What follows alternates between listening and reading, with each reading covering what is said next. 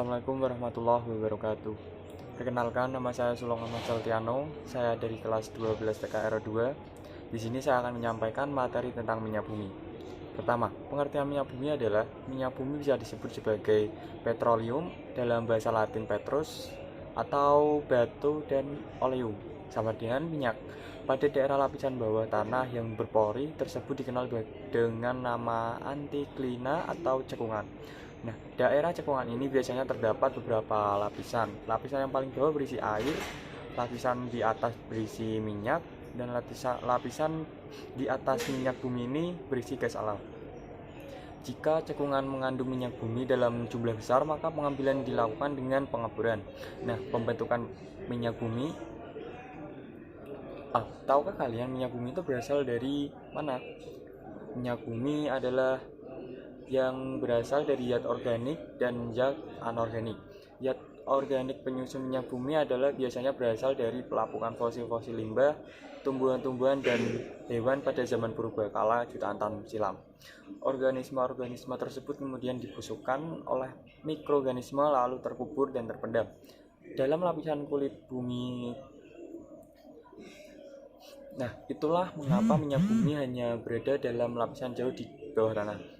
Teori yang pertama kali menyatakan bahwa minyak bumi berasal dari tumbuhan-tumbuhan ialah teori yang dikemukakan oleh ilmuwan Prancis P.G. Macquer pada tahun 1758. Yang menjadi penguatan dari teori ini yaitu didasarkan pada sumber batu bara yang juga berasal dari tumbuhan-tumbuhan.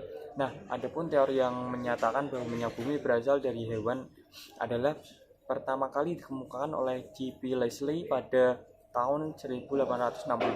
Kemudian dilanjutkan oleh ilmuwan lainnya yang bernama B. Hackwith. Dalam percobaannya, beliau melakukan destilasi minyak bumi dari moluska atau hewan lunak, yang termasuk dari hewan lunak ini contohnya bekicot, cumi-cumi, kerang hijau, dan sejenisnya. Nah, minyak bumi dan kegunaannya dalam kehidupan. Hasil olahan minyak bumi berupa fraksi-fraksi yang bermanfaat bagi kehidupan sehari-hari. Untuk mendapatkan hasil olahan dari minyak bumi tersebut dapat dilakukan dengan cara destilasi bertingkat, yaitu penyulingan bertingkat, yang artinya adalah proses pemisahan fraksi-fraksi minyak bumi berdasarkan perbedaan titik didihnya. Yang pertama, cara kerja destilasi bertingkat.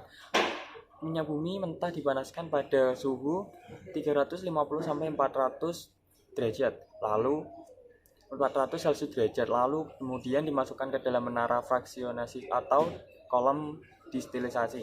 Yang kedua adalah di dalam menara fraksionasi tersebut campuran yang mendidih pada jangka suhu tertentu akibat perbedaan jumlah atom atau jumlah cabang dan lain-lain. Fraksi-fraksi hidrokarbon dipindahkan menuju pipa masing-masing untuk diolah. Adapun fraksi-fraksi minyak bumi dan manfaat bagi kehidupan sehari-hari sebagai berikut ini. Yang pertama adalah gas. Gas adalah hasil destilasi minyak bumi dengan suhu destilasi yang paling rendah antara minus 160 sampai minus 40 derajat Celcius. Ini karena gas sangat mudah menguap. Kegunaan dari gas ini dalam kehidupan sehari-hari sebagai gas LPG dan produk petrokimia. Yang kedua adalah petroleum ether. Petroleum ether adalah fraksi minyak bumi yang memiliki titik didih antara 30-60 derajat Celcius yang akan menguap pada suhu tersebut. Petroleum ether memiliki jumlah atom C6 sampai C5 sampai C6 yang bisa digunakan untuk kebutuhan di laboratorium sebagai pelarutan non-polar dan pembersih. Yang kedua adalah bensin. Yang ketiga adalah bensin. Bensin adalah hasil distilasi minyak bumi pada suhu antara 35 sampai 75 derajat Celcius, terdiri dari isomer-isomer heptana dan oktana. Bensin digunakan untuk sebagai bahan bakar kendaraan bermotor. Nah, selanjutnya adalah nafta. Nafta adalah bensin berat, adalah hasil destilasi minyak bumi pada suhu antara 70 sampai 140 derajat Celcius. Nafta digunakan sebagai bahan baku industri petrokimia seperti plastik, karet sintetis, deterjen, obat, cat, serat sintetis, dan zat aditif bensin. Lainnya adalah kerosin atau minyak tanah. Minyak tanah adalah salah satu cairan hasil dari fraksi minyak bumi. Sebagian besar adalah cairan hidrokarbon yang tidak berwarna dan mudah terbakar. Minyak tanah memiliki jumlah atom C12 sampai C18. dan titik didih di sekitar 170 sampai 325 derajat Celcius yang dapat bermanfaat sebagai bahan kompor dan mesin jet aftur. Yang selanjutnya adalah solar. Solar adalah salah satu produk dari minyak bumi yang dapat digunakan sebagai bahan mesin diesel. Solar biasanya terbentuk dengan cairan dengan titik lebur 250 sampai 400 derajat Celcius dengan jumlah atom kurang dari C12.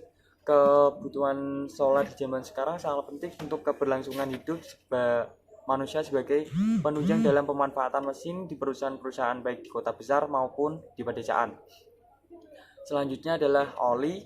Oli merupakan cairan dari hasil penyulingan minyak bumi yang bermanfaat sebagai pendingin atau pelumas pada kendaraan, khususnya kendaraan bermotor. Nah, selanjutnya adalah residu. Residu adalah cairan kental berwarna hitam yang memiliki jumlah atom karbon C paling banyak, yaitu lebih dari 70 dengan titik didih paling besar kurang lebih 500 derajat Celcius. Residu yang paling banyak berguna dalam kehidupan sehari-hari adalah aspal. Sekian, terima kasih. Wassalamualaikum warahmatullahi wabarakatuh.